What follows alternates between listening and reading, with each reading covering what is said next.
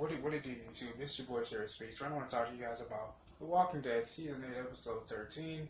Do not let us astray. Do not send us astray. And really, we see the episode coming off. We see Morgan, from my interpretation, trying to deal with the death of one of Negan's handlers. And I feel like he probably feels guilty that he let a little kid named Henry kill the guy instead of him doing it. Because you kind of see the guy show up saying, "You know what it is. You know you were supposed to." And it's pretty much haunting Morgan at this point. And I can understand why. Like I said, from my interpretation, I feel like Morgan is taking some flight for that, some guilt for that, mainly probably all of it, because, he shouldn't have he probably feels like, I shouldn't have never let that little kid kill that man, because now he has to live with that, that nightmare, thinking about that, we even hear, some of Maggie's people even tell him, like, look, as he's in the cage, trying to figure out who killed his brother, he's like, look, I know you may feel like it makes you feel better right now, but it really doesn't. And I just feel like maybe that's why we keep seeing the guy pop up saying, you know what it is, you know what you did, things of that nature. I think that's just Morgan, trying to, I guess you could say, ease the guilt in some way. Because, he does feel guilty. I mean, he let an 8-year-old kid kill a grown man.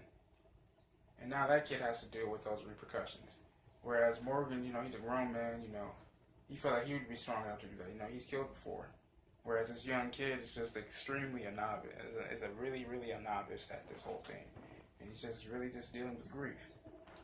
So, this episode's pretty interesting, because we see, like we're seeing right now, we're seeing Maggie and everyone else ripping off some shots at the Saviors and taking them out proudly, man. This is really good. This plan's really working. But the Saviors, Simon and the Saviors, I should say, have a backup plan, and I think, holy shit. Whoa, what the fuck is going on here? Okay.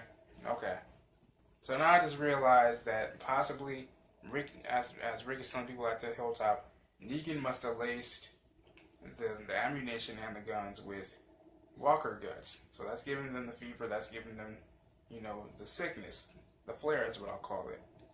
That's what's making them turn. You even heard Simon saying in the recap, just wound them, let them turn, let them do the rest. We saw actually that happen. Carol's love interest, was stabbed by one of the Saviors, and eventually turned and started killing the people inside the Hilltop. And it was complete madness. And even Tara was injured. So I think maybe she's actually gonna turn. I hope not, but it looks like she is.